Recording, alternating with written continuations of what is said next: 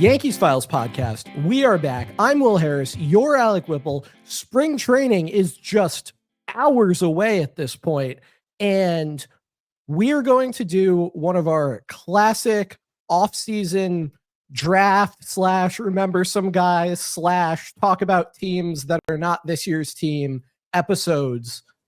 But before that, Whipple, how are you doing? I mean, spring training is tomorrow.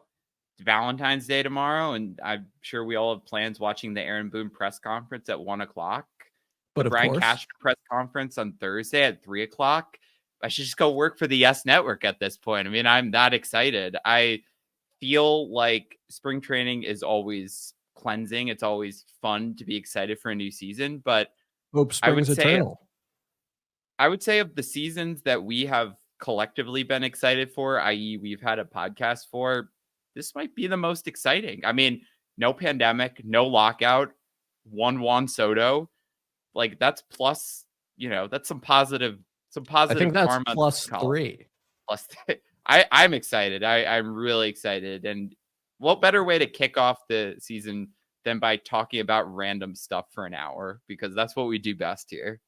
Yeah. So we've done a Remember Some Guys podcast. We've done it was like the bench draft. Like we specifically built a team of like the most random dudes. Yeah, which was awesome. We did like best games of the year. We like to do this stuff. And this is one of my favorite ones yet, which is weirdest moments or our favorite weird moments since 2009. And weird moments kind of just means whatever we decide that weird moments means.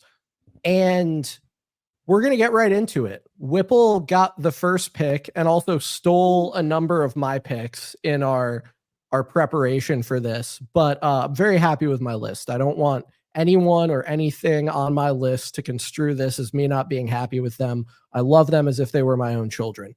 Whipple, what is your first pick? So when we first had the idea for the weird moments draft, I mean, I think it came from that randomness of baseball, the moments when you're just like, what is this, a sport, or is this just like some guys being weird on a field? Like there's some really crazy stuff that happens in baseball.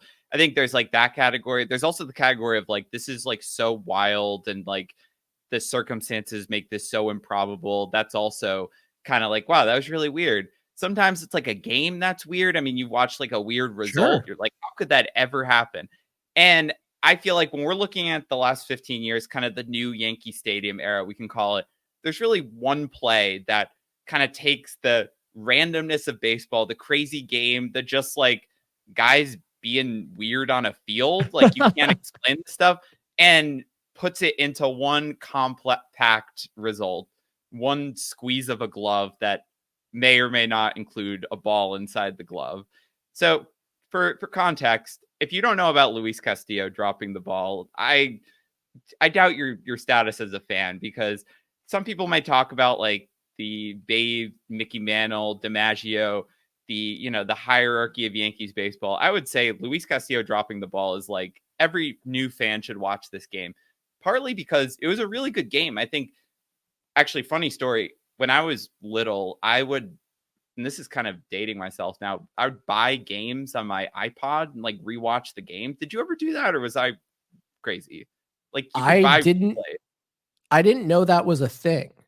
Yeah, like I don't know. I was spending my parents' money on like $5 buying a Yankees game, and then like, or maybe so you would basically curate your own Yankees classics, but without John Sterling skipping 2 innings and talking in the middle. Yes, it was. You could buy him like an episode of a TV show, and I bought the Aaron Boone game. I think I bought both games in that series, like when Pedro charged Zimmer, or Zimmer charged Pedro and Boone. I bought some like other 2009 game. I kind of forget what, and I bought this game, and objectively it holds up. The game was Subway Series, June. Kind of, I mean, there were contextual factors that made it an important game. I think the Yankees had lost a bunch of the Red Sox before. The Mets were kind of floundering as well. And the Yankees, I think, had not beaten the Red Sox to that point that year. It was coming off their sweep in their 0-8 or 0-9 record to that point. But the game was back and forth before the ninth inning, which constitutes the weird moment. I mean, we had the Yankees taking a lead 1-0, the Mets coming back and taking a 2-1 lead, Yankees taking a 3-2 lead, Mets taking a 6-3 lead, Yankees taking a 7-6 lead. And then in the eighth inning, you had the Mets taking a 8-7 lead off of Mariano Rivera. So you had, this was already like a crazy game. You know, Cano homer, Jeter homer. You had a Gary Sheffield on the Mets homer, and Weird. you know, a lot of random stuff. The point of this is not to talk about the game because we're talking about the weird moment. And so in the ninth inning, the Yankees are down 9-8. You had Francisco Rodriguez come in, the star new closer of the Mets, coming off setting the single season saves record. And you had Gardner fouling it to the catcher, Jeter singles, Damon strikes out, Jeter's on second. Okay, so like you have the tying run on second, pretty classic dramatic ninth inning. You have Teixeira coming up. Teixeira, by that point, is really starting to heat up as a Yankee. So K-Rod walks Teixeira to get to A-Rod. And A-Rod, you know, some guys get intentionally walked. They think that's a slight. Maybe A-Rod would have been mad enough to hit a ball over the fence. And that might have made like the greatest games of the last 15 years list. But instead, A-Rod pops up to second base. And let's watch what happens after that. 99% of games, it's over. 31. Popped up. Castillo. Dropped the ball. He dropped the ball. Here comes Teixeira. And the Yankees win. Oh my goodness. He dropped the ball. So Michael K say he dropped the ball more times challenge.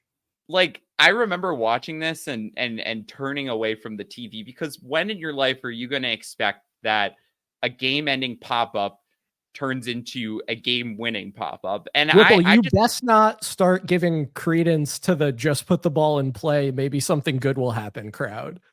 If you're giving credence to that crowd, I think even they would agree a pop-up, an infield pop-up was about the lowest outcome, you know, hit improbable. I mean, you had Mark Teixeira sprinting, you know, on all four of his hooves as he is a horse. To get around to score on that play, you know, the game result was crazy, but I just want to focus on the moment, because that single moment of just like, the game is over. All you have to do is to beat your rivals on the road in a Subway Series is catch the easiest ball in baseball. I mean, like, I think it's harder to overthrow a throw to first. Like, I think it's harder to catch like maybe a line drive in the outfield.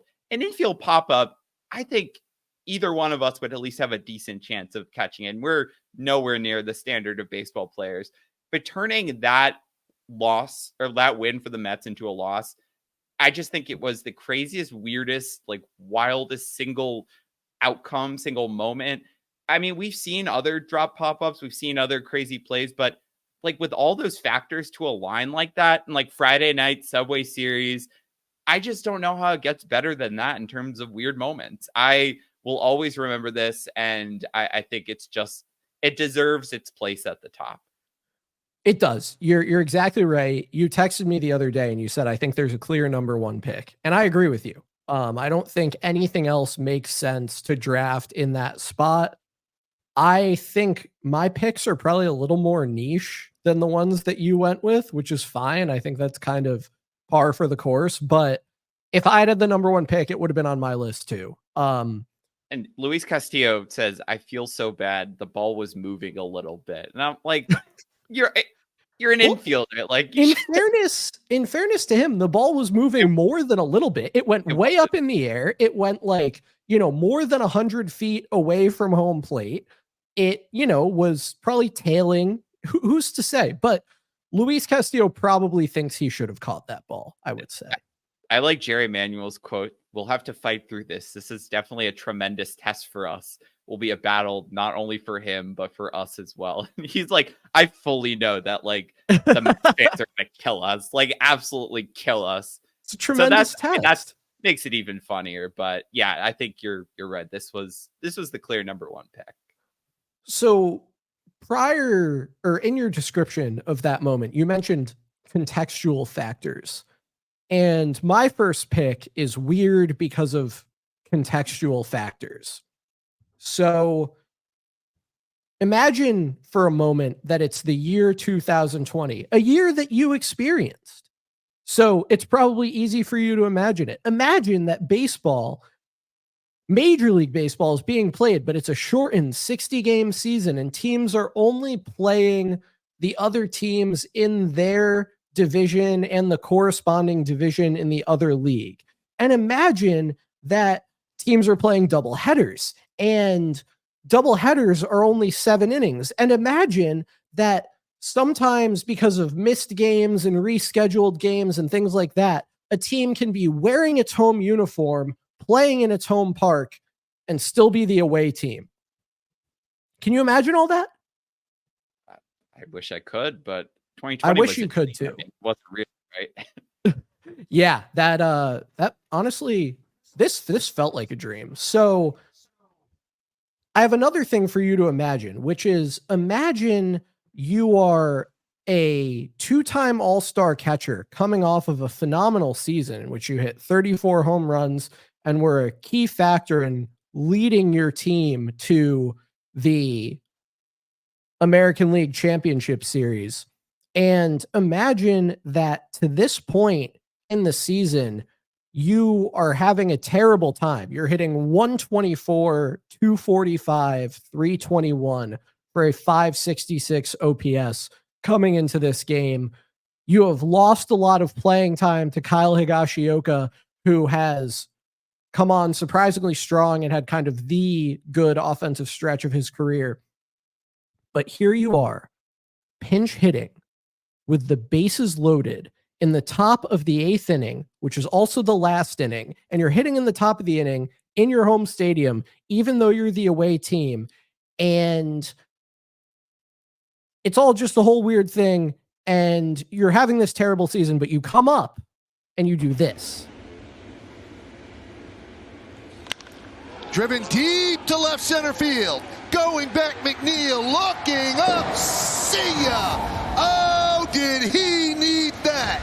A huge pinch hit grand slam for Gary Sanchez, and the Yankees lead 5-1. Like the clang Completely absurd. The bleachers, like yeah, you don't normally get to hear that.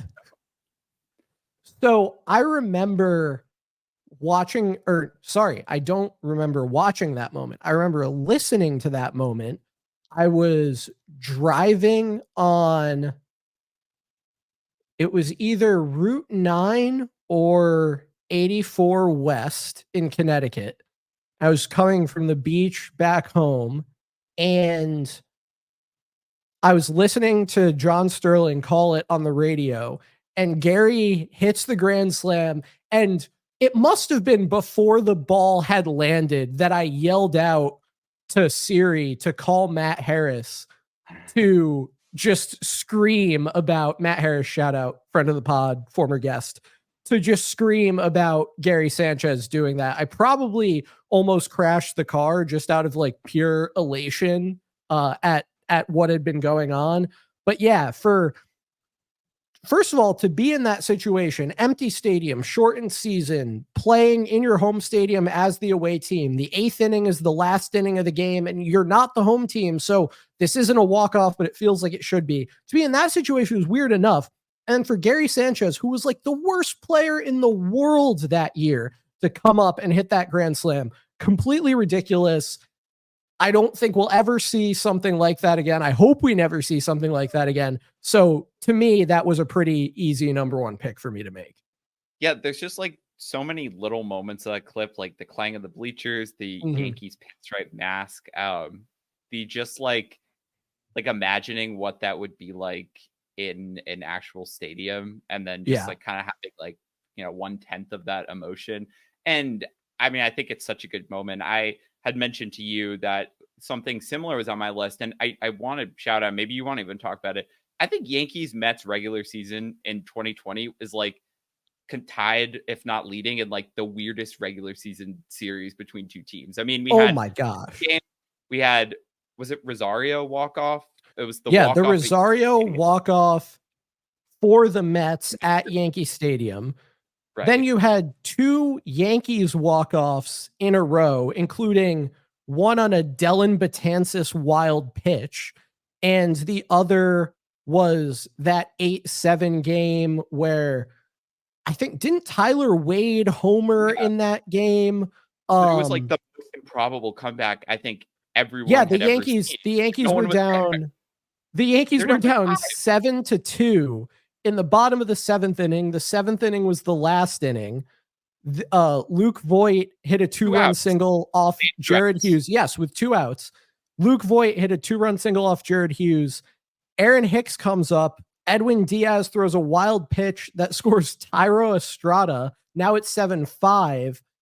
Hicks then hits a home run. Now it's tied. So the Yankees have done a 5-run comeback in the span of 3 batters. And then Urshela ultimately got the walk-off hit to score Mike Tauchman in the bottom of the 8th inning, which of course was the first extra inning. That was an insane series. But yeah, 3 walk-offs in a row, all at Yankee Stadium, only 2 of them by the Yankees, and then followed up with that Gary Grand Slam game. Ridiculous. And Pete, the one game played at Citi Field, Pete Alonso had a walk-off 2-run home run. So you had postponements galore, 6 games, like 4 walk-offs, the Gary homer. I mean, that I just like can't remember. Maybe it's there, but like given the context of 2020, I think that might be like weirdest series of like ever or season series. Yeah, that it really did not make any sense as far as I can. Yeah, it was super weird. That's baseball Susan. That is baseball Susan. Is this a snake draft or are you doing your next pick? You could do. Let's just go back and forth. Okay, go ahead. So my next pick is I guess I got to do the reason that I've made my tagline, my subheader here. The Melky Mesa fan club was born on the day that our man made his major league debut, which also happened to be the day that the Yankees and the Athletics were playing some pretty serious September baseball. I mean, I love some good 2012 Yankees content, and 2 of my picks come from that esteemed team. But for this specific one, I remember this game I think Russell Martin hit a walk-off home run the night before. The Yankees and the Orioles were going back and forth. I mean, this was, Saturday baseball, Yankees and A's right now is like a sleeper, a laugher. But like this was very, very intense at the time. And the Yankees were they took it to extra innings, I think at the 7th inning. So 7th inning, the game was tied up. The action happened in the later innings, but the first innings were a few back and forth. Some home runs. Stephen Drew homering for the A's. Raul Ibanez, little precursor of what was to come. So 7th inning goes by. They're tied 5-5. The game is scoreless until the 13th. And I remember Freddie Garcia was pitching out of the bullpen. This is like late Yankees Freddie Garcia. He was clearly like done. And he was just in there to kind of eat innings. And then when he was done because Johnny Gomes homered, Yoenis Cespedes homered, Chris Carter homered. It's 9-5, down 4 runs after innings. The Cespedes and Chris Carter homers were absolute bombs too. Like, I remember just being like, right-handed batters do not hit balls to those places at this stadium. Yeah, it was like you just thought this was over. I mean, and suddenly it's 8-5 in the 13th inning. 9-5 in the 9-5 in the 13th inning. So 9-5 in the 13th inning, and then the Yankees have a miraculous comeback, which Raul Ibanez, being September 2012, was at the center of. You had Ichiro scoring on a wild pitch. You had Eduardo Nunez hitting a sac fly, and then Ibanez hitting probably, I'd say, one of the first of his legendary series of home runs. And suddenly the Yankees are back in it, and it's 9-9. You're going to the 14th inning. I mean, these games are so important at this point. And in the 14th inning, Corey Wade's pitching. Corey Wade throws a 1-2-3 inning. Eric Chavez leads off the bottom of the 14th. So now you're in business. Whipple, who was pinch running for Eric Chavez? Wait, I was sure. What was Eric Chavez's nickname? Erod. Yeah, that's what Erod calls him. Erod. Eric Chavez didn't know that. Eric Chavez did not know. He was A-Rod's one of the substitute third basemen. He was Do you ever miss Erod when he's out there? Yeah, me too. So Erod gets pinch run for. Sorry to everyone who doesn't get that, which is probably everyone. Nobody gets that. Erod is pinch run for by young Yankees outfield prospect making his major league debut, who was signed as an international free agent in 2003. So, like, yeah, dude, he's been around for a while. He's finally in the big leagues. He's been up for 12 days, but Melky Mesa comes into the game to pinch run for Eric Chavez. So Ichiro's intentionally walked to pitch to A-Rod again. And A-Rod's at the center of all these moments. So you have first and second. Melky Mesa is the go-ahead run in a big September game. And A-Rod comes through in the clutch, single to center, except the game did not end at that point. And I don't know if you want that. And the 0-1. Line drive, base hit to center field. Here comes Mesa. He misses third base. He's got to hold up. He missed third base. He was coming home with a winning run, and he missed the bag. I love Michael K's call. It's just like he missed third base. Like he did it. You got to get that base. You got to get all of them. It is touching them all is important. So I think if that moment had gone differently, if the inning had gone differently, if the game had gone differently, this would not be remembered in a celebratory manner. Because in your first major league pinch running appearance, to do that with the game with those stakes, that's pretty bad. And Melky Mesa would have been, I think, again, given how close this division race was, I mean, it would have been bad, like very, very bad for him in New York sports media. And I don't know, he didn't have a major league career, but, you know, he wouldn't even have had a chance at that one. We'll be dramatic and say that. And when Cano came up and grounded on a fielder's choice to the pitcher, got Mesa at home, I mean, I think everyone was like, this is a catastrophe. Like, you're going to go to a 15th. It was really bad. You have no bullpen left. And thankfully, the game ended in weird and wild fashion. Eduardo Nunez being safe at first by an error by Brandon Moss. Ichiro scores, and immediately the Yankees win. All is forgiven. You know, they're hugging Mesa, but to miss third base, I mean, he kind of became a cult hero, I think, among the Yankees commenters and blog, the denizens of blog world for that time. Just because, like, that was such a wild thing to happen in his literally first major league game. And he never really did anything in the majors, but that's always going to be with him. You were reading some of his baseball prospectus scouting reports. I, in my previous blog, wrote an article about him the next year about him next potentially being like the Yankees backup outfielder. But that, unfortunately, or maybe fortunately for us, that would go down as his career highlight. And to miss third base in that moment in your first major league game, I mean, I think he was very happy and very relieved that they won.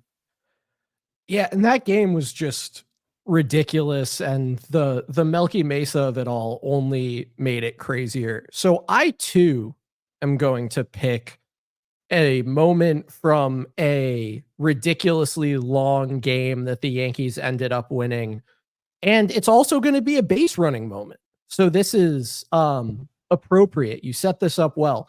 It's 2017. It's the middle of July, and the Yankees are playing the Red Sox at Fenway Park. The Yankees are utterly dominated by Chris Sale throughout almost the entire game, which overshadows a gem by Luis Severino, who went 7 innings, allowing only 1 run. The Yankees are down 1-0 going into the 9th inning, and Matt Holliday comes up to face Craig Kimbrell, who has allowed just 1 home run to a right-handed batter all year. Holliday goes yard, hits a solo homer to tie it, and the game is 1-1. It remains 1-1 until the 16th inning when the Yankees ultimately win. But my play is not from the 16th inning. And it really, as weird as it was and as worked up as people got about it, was not a consequential play in the game. It was just one of the more unusual things I've ever seen. A 2-2. Chopper to first. Moreland down to second. Got the out back to first base. And that one kicked by Jacoby Ellsbury, I believe. Jacoby Ellsbury, I think, kicked that ball. What is Holiday doing? Holiday's out. What is Holiday doing? Holiday's out. So Jacoby Ellsbury grounds into what should be a double play, just a normal routine double play with Matt Holiday running from first to second. When you watch the replay, it looks like maybe Holiday thinks that Moreland, who's playing first base, caught the ball on the fly, and that's why he runs back to first base. But that wouldn't make sense because Moreland would not then have thrown the ball to second. So who knows what Matt Holiday was doing? Maybe he came up with a novel strategy to break up a double play, which is just run back to first base. Then the guy's going to have trouble covering the bag and Jacoby Ellsbury can just run in safely. It was so weird. John Farrell got mad because of course he got mad because why are they allowed to do that? Ellsbury probably would have been out. Like it didn't make any sense. Ultimately, nothing else happened in the 11th inning. Like Headley came up, lined out. Gregorius came up, lined out. So nothing mattered, but they reviewed it. They upheld the original call, which was Holiday's out at second, Ellsbury's safe at first. And then that was just kind of like it. And it was just like, I think it went on for 9 minutes as it was happening at the time. Like I don't think I've ever seen anything like that. Like sometimes you get the play where two guys end up on the same base, but normally both those guys are like, normally one of those guys hasn't gotten out yet. And that was a major distinguishing factor in this case. So when we started talking about weird moments, this was one of the first things that came to mind was like, just what was Matt Holiday doing or thinking? And is this a strategy that's underused in Major League Baseball? Right. Yeah. I mean, that's what I was thinking. Like, why aren't more people doing this? I think of like, the new innovative strategy of like running through second to try to like double play. And everyone's like, oh, it's going to catch on. Well, why isn't that caught on? And clearly the umpire said he was safe. I mean, maybe, they're worried about a different ruling if it came up again. But like, this isn't like a court case. I mean, just go for it. Right. Like, yeah. I feel like with this needs to be talked about more. You need to send this to Tanner Swanson and everyone else who follows us.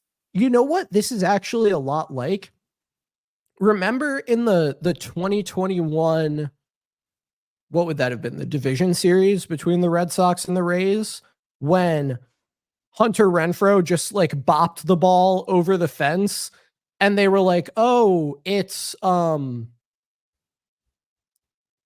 ruling was very favorable to the Red Sox. I forget exactly the particulars, but like the way it was ruled suggested that like anyone who doesn't think they can make a play throwing the ball back in should just bop it over the fence. Right. You're 100% right. Yeah. So maybe more guys who are thrown out at second need to run back to first. Yeah. Yeah. Like, I feel like that's a more context specific situation. You have to be in that position. This one, it's like, just go for it. Same kind of thing. Yeah. Just go for it. I don't know. All right. Maybe what's your next moment? Maybe this is this will be picked up on MLB Tonight. There we go. Or something. All right. So my next moment is a collection of a few moments that I wanted to highlight. It's about players playing out of position. And there's really one, I think, main example that I'm pretty sure that's what you have the video for, and that's what I'll focus on last. But I think it's always fun in baseball how, sometimes these games are long and weird and, you give up a lot of runs and you don't really have the pitching left. You got to bring in position players and, you're running out of outfielders. You got to bring in an infielder, play the outfield. I mean, sometimes this stuff happens. It's a long season and the Yankees have had their fair share of weird player moments, players out of position. So many position players pitch today that I feel like the charm of that is kind of gone, which is unfortunate because that used to be a really novel thing where it's like, oh, so-and-so's coming in a pitch, like everyone turn on the TV. Now it's like when Nick Swisher got to pitch in 2009. Exactly. So I feel like Swisher was the first thing I thought of like that pitching appearance in 2009. I mean, it's really fun to remember. He had a great time with it. I think it was a little controversial at the time because like he had so much fun. People didn't really know Nick Swisher, and people didn't like that he was having fun while they were losing. So that was a little tough, but like I think in retrospect it's aged a lot better. The two main ones, really, I'll start with the secondary one first, because this one happened in a loss. These are the two ones that really kind of stuck in my mind. Brian Mitchell playing first in 2017. Joe Girardi attempted a Waxahachie swap. He did, and it didn't work out for them because Brian Mitchell ultimately gave up the lead. And friend of the pod, Dom, not the Dom that we know, but the Dom that Matt Harris and I know, insists that this moment ruined Brian Mitchell's career. Yeah, I mean, I don't know if I can go that far, but in a weekend that was kind of weird for the Yankees, given I think that game was on our top games list, our wild games list, when they came back from the massive deficit on the Friday game against the Orioles. This game had a potential to get, to that status, but Brian Mitchell gave up some runs late. Joe Girardi attempted the Waxahachie swap. He tried to move Mitchell to first and then bring him back into pitch. It worked at first, backfired. Mitchell had some trouble catching a ball. I think he wasn't he sent down the next day or something? I'm pretty sure he was sent down.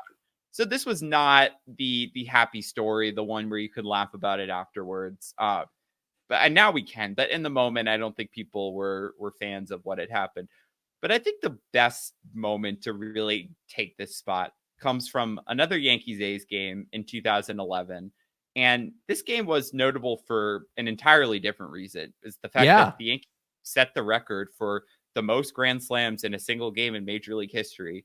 And they were trailing in this game. And by a lot. Robinson Cano, Russell Martin hit grand slams to put them ahead. They were trailing. It was 5 or 6 runs, and they came back, and I mean they were up by 1 or 2 in the 5th, and then they just kept pouring it on. And this game was, Andrew Jones hit a home run in like the 8th. Legend. That was like 22. Put him in the Hall of Fame. At this point, the game is basically over, and people who had left that would have missed something pretty cool, because the Yankees had a new second baseman for the 9th inning. And they had been waiting for this guy to become a second baseman for the better part of 20 years. And then he finally developed into one. You'd say it's a player development victory to see Jorge Posada at second base in the final year of his career. And Jorge Posada at second base was crazy. I mean, like he was loving it. Everyone was laughing. Do you have video for this one, or should we check out his adventure? Let's check it out. Yeah. We see something that we've never seen before. Jorge Posada is going to play second base for the first time in his major league career, and it's the circle of life, or the circle of a baseball career, because Jorge Posada, when he started in the Yankee organization, started as a second baseman before the organization decided to switch. Whipple, do you think the ball's going to find him? A second baseman here baseball, in August of a game the Yankees winning 22-8. The ball always finds you. There's a ground ball of Posada. How perfect. And he fires low, and a scoop by Swisher, and the game is over. That might be like the ending to a perfectly outrageous day. 22-9, and the highlight might have been that final throw by Jorge Posada. And Unreal. I think that is my favorite out of position moment. It had only good vibes. Posada was on his way out in his career. He had never done this before. It was kind of a chance to give a vet an opportunity. I mean, the situation was so perfect for it. And that final throw was just like, hold on tight, just hope it finds a glove. I think that is one of the wilder positional arrangements I've seen. And I'm glad it happened. I'm glad there was a situation, because things didn't end great with Posada and the Yankees. There was a lot of tension this final year, but that specific moment was really pretty fun. That's a great one. And that game was so weird. Whipple, piece of trivia. When Brian Mitchell played first base in that game in 2017, he became the first Yankees pitcher to play a position other than pitcher in a game for them since who? Is it Ron Guidry? It's Ron Guidry playing center field in the resumption of the Pine Tar game. I only knew that because I was doing research for this before. That's fair. Still, good trivia. So I think you're going to pick a moment from a game that you attended later on. I'm going to pick a moment from a game that I attended right now. So in 2018, the Yankees were working on a very good season in which they, of course, went on to win 100 games. And as part of that season, they were in the process of getting revenge on the Houston Astros, who had, of course, beaten them in the American League Championship Series in the prior year.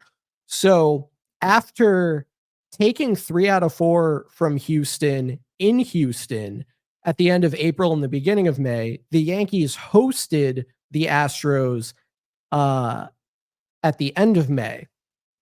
And in the Tuesday game, the second game of the series, a lot of cool stuff happened. I was able to see Aaron Judge hit a home run in person for the first time. I was able to see Brett Gardner have a multi-home run game. I got to see the 2 exciting rookies, Miguel Andujar and Gleyber Torres. And I also witnessed one of the weirder things that I had ever seen. So Brett Gardner's second home run of the game was a 2-run shot in the bottom of the 9th off Chris Davinsky to tie the game. In the top of the 10th, Aroldis Chapman was pitching. He got 2 quick outs. He then walked Tony Kemp. George Springer came up. Chapman threw a wild pitch, allowing Tony Kemp to advance to second base. So now we're starting to get nervous. Springer's a good hitter. There's a runner in scoring position. Chapman has shown that he's wild. You know, what are we going to do here? Don't want to relinquish the lead. It's the bottom of the order coming up. So, you know, they better get Springer, right? Well, in this weird moment, the Yankees were able to get out of the inning without getting George Springer at all. And this is how it happened.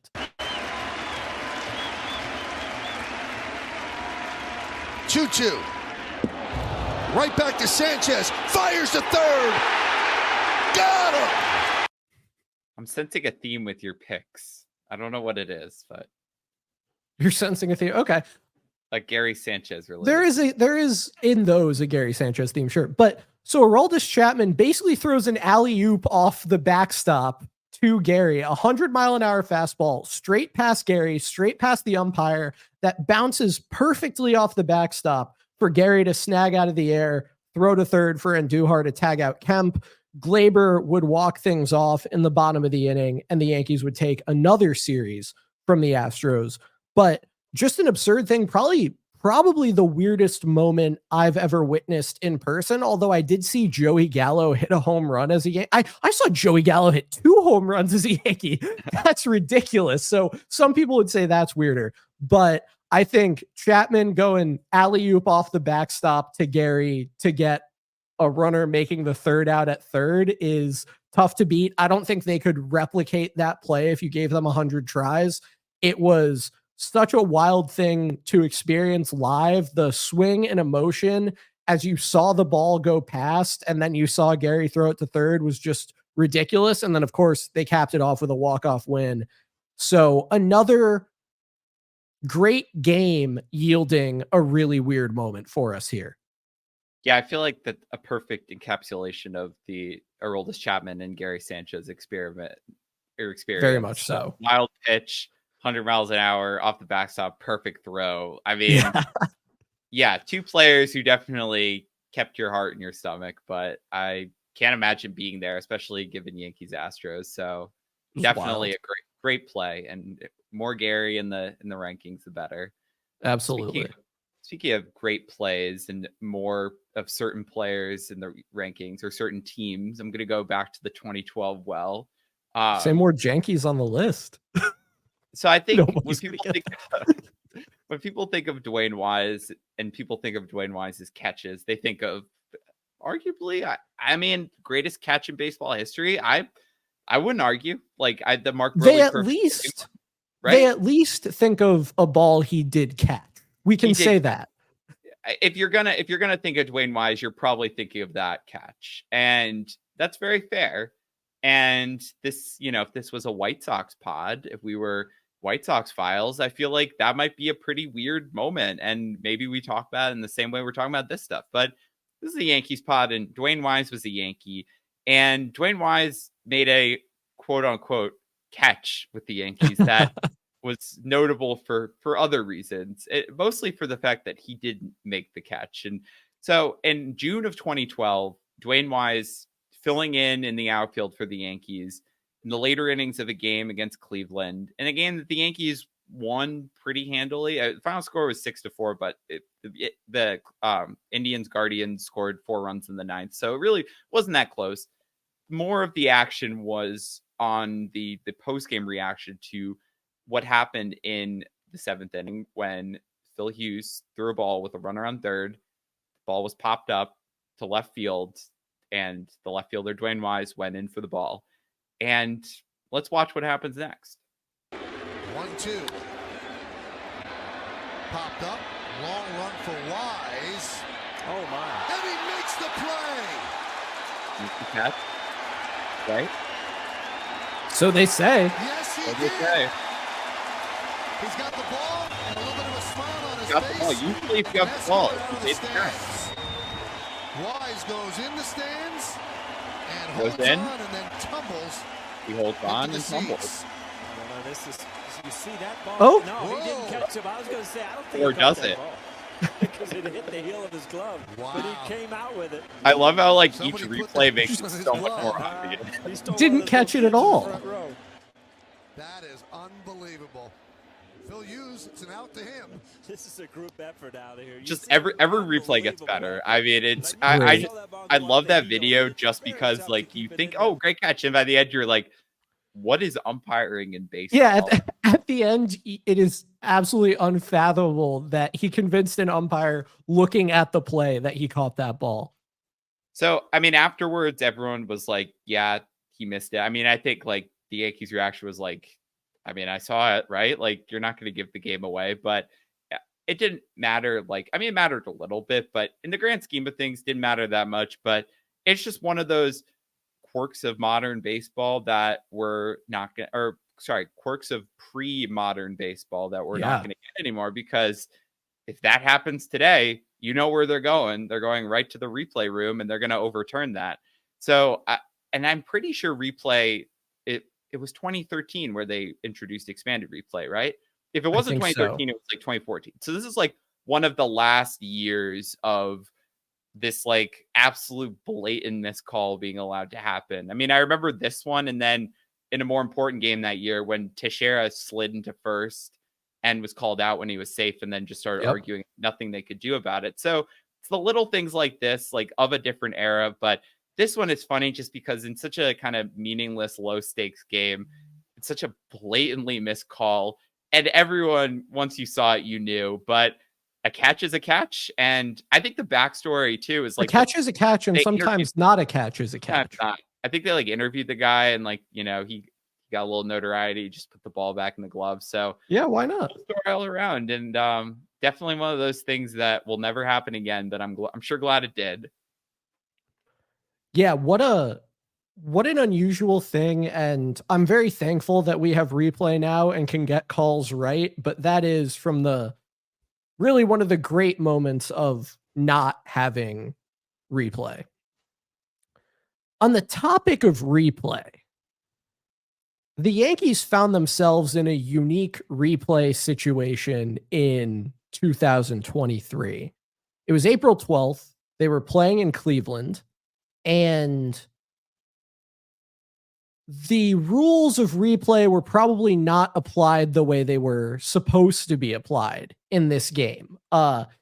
it was either the first or second inning, Aaron Hicks, it was the first inning. Aaron Hicks appeared to make 2 sliding catches. He really didn't make either catch. And in one instance, on a play that it was believed ended the inning on a double play off of one of Hicks' sliding catches, they cut back to the game and the Guardians were still hitting. And how did that happen? Because the Guardians hadn't challenged the call. And it turned out that the umpires just gave Cleveland as long as they wanted to decide they could, or to decide to challenge the call on the field. They then challenged, it was overturned. Aaron Boone was very angry because there's supposed to be a time limit of how long you have to be able to decide that you'd like to challenge a call. But that's not the weird moment I've chosen. The weird moment I've chosen came later in this game. And I want to preface this by saying I would never wish physical harm on an umpire who makes an incorrect call. I would not do that. I don't think anyone should do that. We need to accept that the fallibility of umpires is today a part of the game. There will always be judgment calls they get to make, and we'll have to accept that they won't make them all correctly. But just as the ball found Jorge Posada when he was playing second base, the ball found second base umpire Larry Vanover in this game in quite an interesting way to help the Yankees get on the board against Peyton Battenfield. And here is how that happened. Fly ball deep center field, Straw back, still back, turning, and it's off the wall.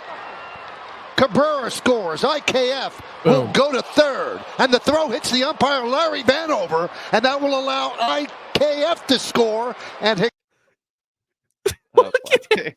So I don't even know if I believe in karma. I think if I did, that went away when the Astros won the 2022 World Series. Plenty of good things happen to bad people. But in this case, I think we saw a classic instance of ball don't lie. And Higashioka hits a drive to deep center. Guardians are throwing it in.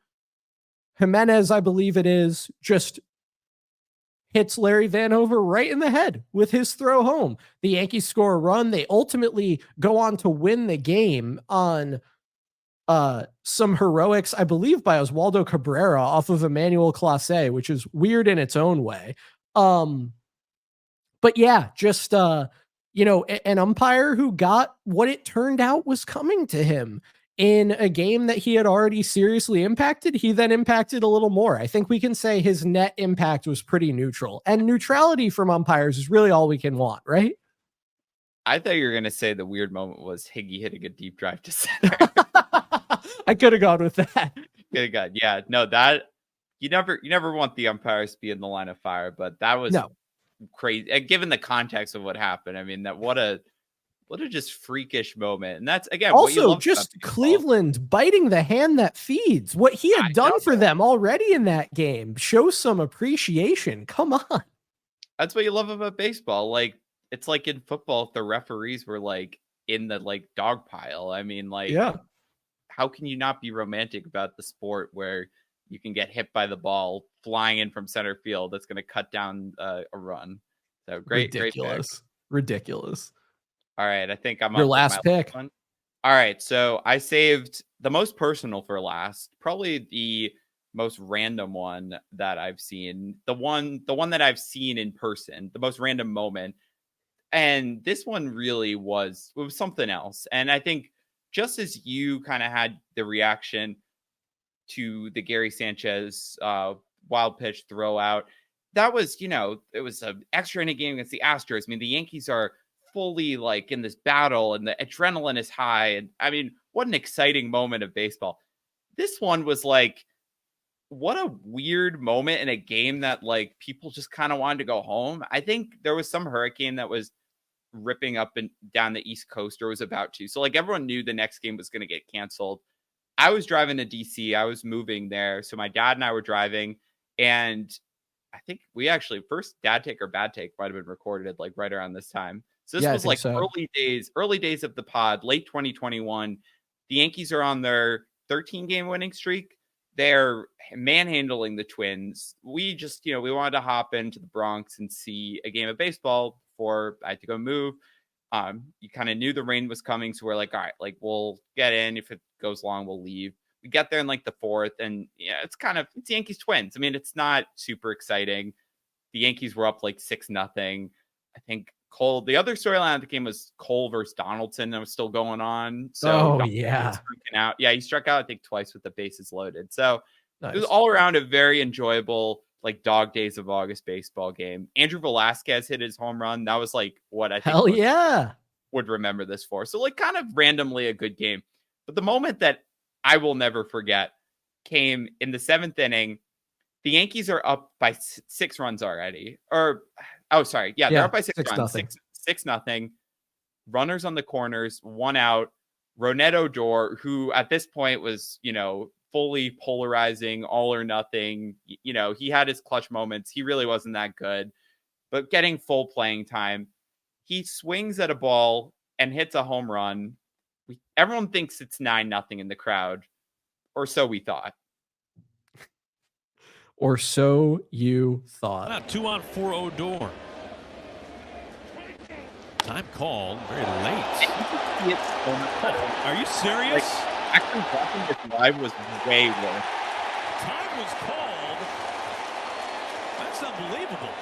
So this broadcast did a great job of pointing that out, because the reaction in the stadium was everyone thought that the Twins took a home run away from him by challenging something.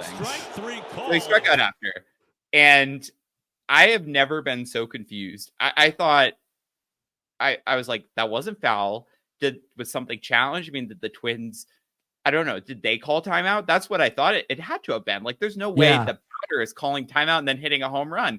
And I'm on my phone, like, Dad, I think he called timeout.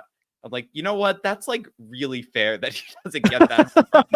And I have never in my life, even the like worst calls that are for the Yankees against, I'm always going to defend the Yankees. Like, there is no part of me that's going to be rational and say it was their fault. But in that case, it really was Odor's fault, and there is no way around that. And the fact that he swung after the pitch was probably just kind of lobbed in is like the funniest thing. He confused 45,000 people who were ready to like hit the road on a Saturday afternoon, and definitely the most head-scratching home run I've ever seen. We like to talk about how we always like keep counts of like which players have hit home runs at games we've been to. For Odor, I have one spiritual home run because I saw him hit a home run. You saw him during a game hit a ball over the fence in fair territory. Like, it's all there. It has all the ingredients. I think that's the perfect way to wrap up like my part of the list, because a lot of the things I've talked about are like really intense games, like crazy moments, exciting. And this last one was just like, you go to the ballpark and you're going to see something new every day. And that was the something new. And I will never forget that. You never know what you might see. Never know. So in 2021, the Oakland A's were a pretty good team. They only ended up going 86-76. But at one point, they were 45-30. They were like winning games at quite a clip. And they came to Yankee Stadium in the middle of June with a 43-27 record and took the first game against the Yankees to go up to 44-27, which is really good. They were 17 games over 500. This was a good team. It's not important to the story that this was a good team. It's just weird that the A's were good that recently. So they were in a 2-1 game with the New York Yankees. The A's were trailing on Sunday, June 20th. And there wasn't really anything all that interesting about the way the runs had been scored. Jordan Montgomery had pitched a very good game. Gary Sanchez had a 2-run double, which was also a weird moment. That was, he doubled, 2 runs scored, and then they were going to throw him out going to third. and he like didn't even like slide or anything, but Matt Chapman like caught the ball and fell over and missed the tag, and then he was safe at third, which is my favorite video to post when people post the Gary missing the tag against the Mets at home plate video. It's like Matt Chapman won the platinum glove. Like, I don't know what you're talking about, or gold glove, whatever he won. He might have a platinum glove. Anyway,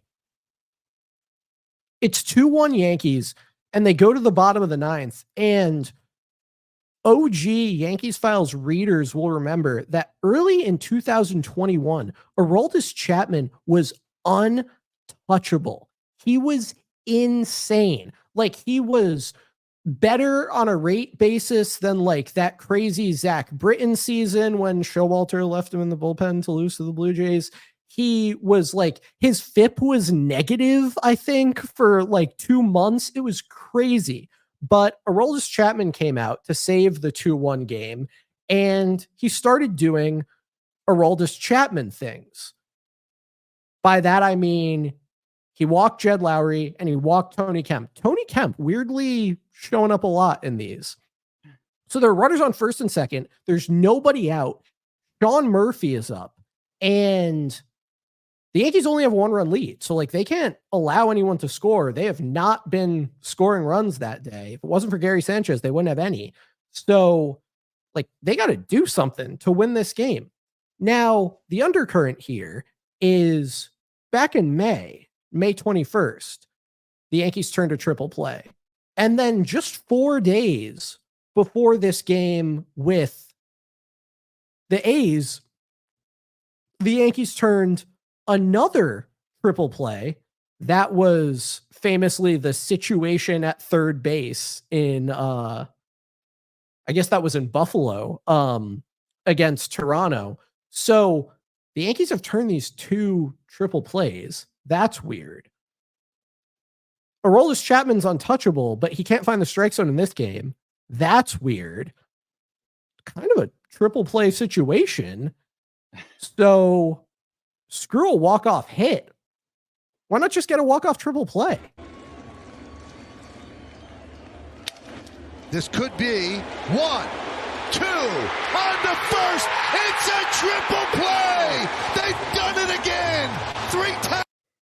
So first of all, Chris Gittins sighting. Shout out hard hitting Chris Gittins. Second of all, put yourself in Michael Kay's shoes.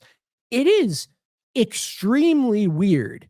Do you know what kind of situation you have to be in to have a ball get hit and your first thought be they might turn a triple play? Like, the Yankees had conditioned people to expect triple plays by turning, at that point, 2 and 4 weeks or whatever, and ultimately 3 in a month. That's nuts. And I think the first one was like the same situation, just the Yankees were tied, so it didn't end the game, which is like even crazier within a month. Yeah. I mean, I just remember that game. I've seen a lot of baseball, and that might have been like one of the most like excited I've been after a game. Like, I was running around my apartment screaming. Like, that was so wild.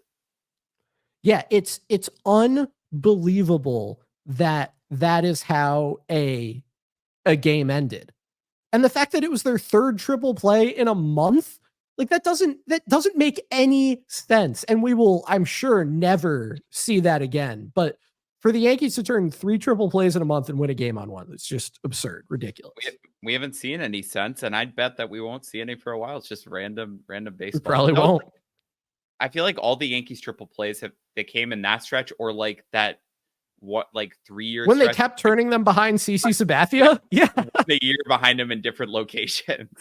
Ridiculous. That also just completely random. One of my favorite games, another kind of semi-weird thing in 2013, that triple play game was when, I think in the top of that inning or bottom of the inning, whatever Adam Jones was in the field, he dropped the ball and I think led to 3 runs, or it was like a double over his head. And then he hit the triple play. And that was like, he was responsible for like that huge swing. Tough inning to be Adam Jones. Yeah. So good memories.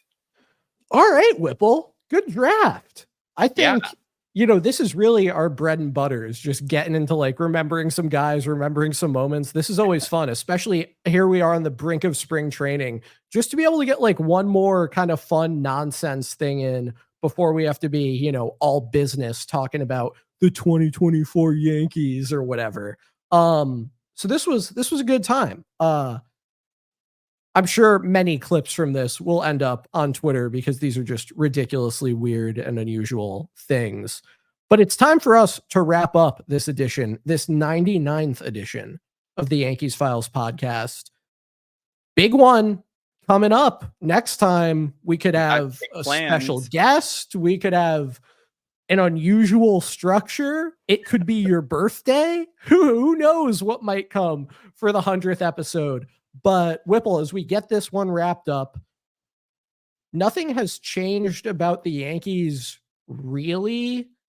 I guess they made the Caleb Ferguson deal since we last spoke. I don't think we need to do confidence, but I do know that you have a parting shot that we can't miss.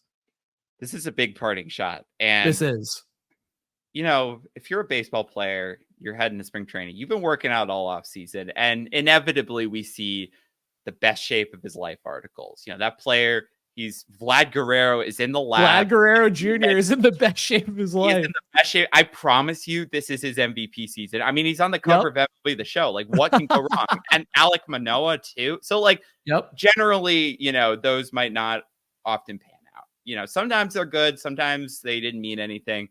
Everyone's in the best shape of their life. But I can promise you, one, maybe not baseball player, but baseball adjacent doctor who is in the best shape of his podcasting life, who I think is on an early hunt for Yankees Files podcasting comeback guest of the year or most improved guest of the year.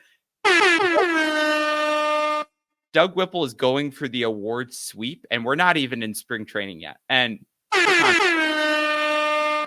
for context, I I'm planning to go down to spring training with my dad in a few weeks. So I called him the other day. I'm like, are you excited?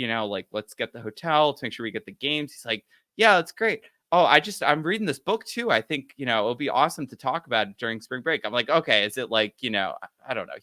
He's not He's reading like The Boys in the Boat or something. Yeah, he's reading like the Tour de France magazine or something, sure, or golf, yeah. Golf swings. He's like, no, it's a fan's guide to analytics, how WAR, WOBA, and FIP can help you change your perspective by Anthony Kastrovich. I'm like, oh, Anthony, how about that? He's a reputable writer. He's a real guy. I look it up, and this is this. Honestly, he found the perfect book for him. It's like the fan's guide, the intro kind of starter level. I don't know if the guests of the pod, if that's the right book for them. I feel like a lot of our guests kind of know all this stuff, but if you want to get in at the ground floor, and Doug Whipple wants to get in at the ground floor. Well, if you want to get in at the ground floor, the first thing you should do is go to yankeesfiles.com and read the stats article that I wrote. The second, because that's free, by the way. And I might have to send that to him. I think you will. The second thing you might want to do, if you trust Doug Whipple's recommendation, is read that. So he's, again, you've all hopefully listened to Doug Whipple on the pod. He's an emotional guy. He loves the emotional, elements of the season. He loves the He's experience. A vibes guy. He's a vibes guy. He's not an analytics guy. I think we leave the hard-hitting criticism and stats to Mitch Harris. But we do. If this is any indication, Doug Whipple, again, we're taking it with a perspective of he's never really been into us. He starts talking about the win and how bad the win is and how pitcher wins don't mean anything, how the bullpen can take it away, how it's not representative. It's representative of the talent on the field, how Jacob deGrom was the first Cy Young, where they were predicting, they're using wins, not using wins to predict who the Cy Young would be, and how the writers weren't using wins to vote. And that's kind of been the movement. And so there's better stats like ERA or FIP. And I'm sitting there, I'm like, wow. Is this my dad? Is this? Yeah. Who are you and what have you done with Doug Whipple?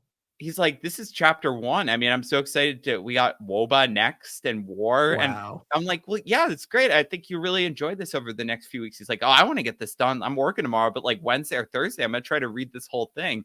And so I don't want to say he's in the best shape of his life, because Doug Whipple, he does his own thing. He will come on the pod and he charts his own course, but he'll say whatever. But if you're looking for a candidate for an early season, preseason prediction as to which recurring podcast guest might take the biggest leap in terms of contributions, in terms of knowledge, in terms of what he brings to the Yankees Files family, I would encourage you to circle Doug Whipple on your sheet, and I will keep you all in the loop. But the signs are encouraging. I didn't know if this was possible, but we can't deny that Doug Whipple is in the best shape of his life. Well, hey, I think we'd all be very excited for Doug Whipple to be the most improved contributor to the Yankees Files podcast this year. I think that would be a great service to us all. I'm very excited for the new, like, Doug Whipple 2.0, who is all into analytics. I was taken aback, but I'm shocked. This Doug Whipple. I think if he finishes that book and I think he's ready, I might set him up with the Yankees Files starter pack. I mean, the sky is the limit for a dad take or bad take in 2024. That's right. And I know I was talking to my parents the other day. I know my dad has a lot of takes and he's ready to come back. So I'm sure we'll get one of those soon.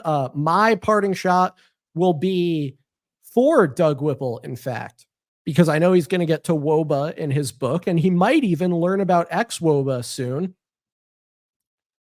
2022 ex-WOBA was a better predictor of 2023 WOBA than 2022 WOBA was. Expected stats were more predictive than realized stats for year-over-year performance. I think that should give us an insight into the reliability and the validity and legitimacy of the expected stats. And it should allow me to post more propaganda that makes the boomer fans angry. So that's probably what I'm going to do. Shout out to ex-WOBA. If you want to predict what a player's WOBA will be in 2024, and your choices are, I should guess it is his 2023 WOBA or his 2023 ex-WOBA, choose his 2023 ex-WOBA. Also, Pacoda loves the Yankees. The Fangraphs playoff odds love the Yankees. Zips doesn't love them as much, but I don't care because it's 50% of the Fangraphs playoff odds, which love the Yankees. It's projection season, baby, and people love the Yankees, and I love the Yankees, and this team has like a 1 in 12 chance of winning the World Series, and that's what it's all about. Love the Yankees, baby. Let's go.